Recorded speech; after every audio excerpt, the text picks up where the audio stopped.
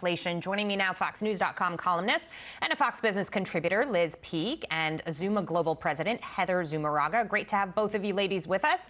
Liz, I want to go ahead and start with you because inflation is hitting us hard in the numbers this week, 9.1% on CPI year over year, producer prices rising even more than that. This essentially tells us that the problem is not over. We're not necessarily sure if we've peaked at this point. And, you know, a lot of people are experiencing hardship. And so this administration saying, well, it's in the rearview mirror. Gas prices are down 40 cents. I mean, that isn't enough for most people with respect to an explanation or a plan forward. What do you think? Well, Jackie, I just think it's heartbreaking. I mean, we know that the people most damaged by high inflation are people at the lower end of the income spectrum. And we're seeing that with these sharp spikes in lines at food banks, up 78, 80, 85%.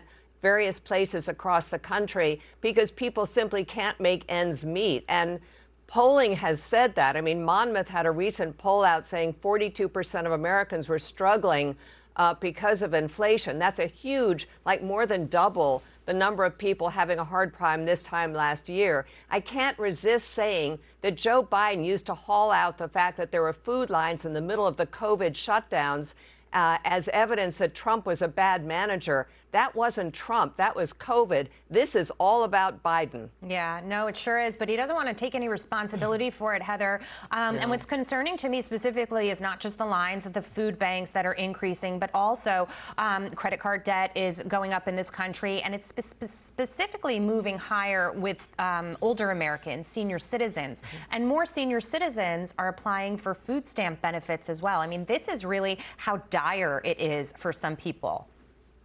Well, it really is. 25% of Americans are delaying their retirement, for example, because of surging inflation. So you're right to point that out. And 90% of senior citizens rely on Social Security as their main source of income, right?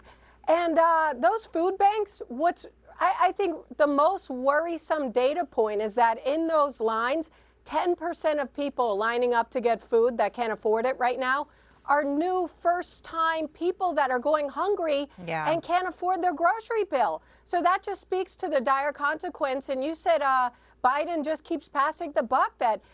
Who does he want to blame? Is it Putin's price hike? It's the Fed.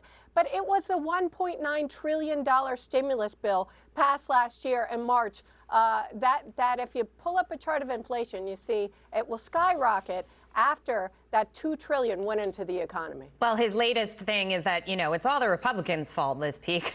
He doesn't want to take responsibility for anything, but you wrote a piece in The Hill entitled Biden's Accelerating Inflation Will Lead to Biden's Recession. And I think it's a really important point to make. Look, if he doesn't want to take responsibility for it, the American people are not stupid. They know what's happening. They feel the impact of it every day. And just wait until we are fully in recession and people start feeling the pain of that as well. I think voters are going to hold him accountable.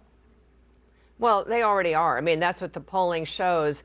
And it's remarkable to me that he wants to blame every industry, every sector of our economy except himself. And this, as what Heather rightly points out, was reckless spending that got us into this mess. There's no question. This is a huge tax that he has levied on working class Americans. Working class Americans, by the way, whose real incomes are down almost 4% year over year. People aren't stupid. They know what's happening. They go to the grocery store. They pay 12% more for food. That's the actual number year over year. And unless their incomes are up 12%, which they aren't mostly, they're hurting. Yeah, real wages are down, Heather, and we've been tracking the figures that suggest average American families, first they were paying $3,500 more, then it was a little bit over $5,000. The new estimate is another $6,800 a year on top of the taxes that they pay, and they do feel like that's a tax. Some families don't have that kind of wiggle room in their budgets.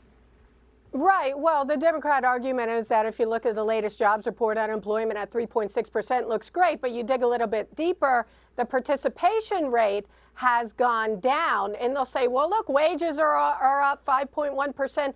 But that's what you're pointing out, that you may feel richer if the wages on your check have gone up by 5%. But when you go to the store to buy goods and services and they're up 9.1%. You're really at a net negative. So your real purchasing power has declined. And even that PPI data we received yesterday, over 11%.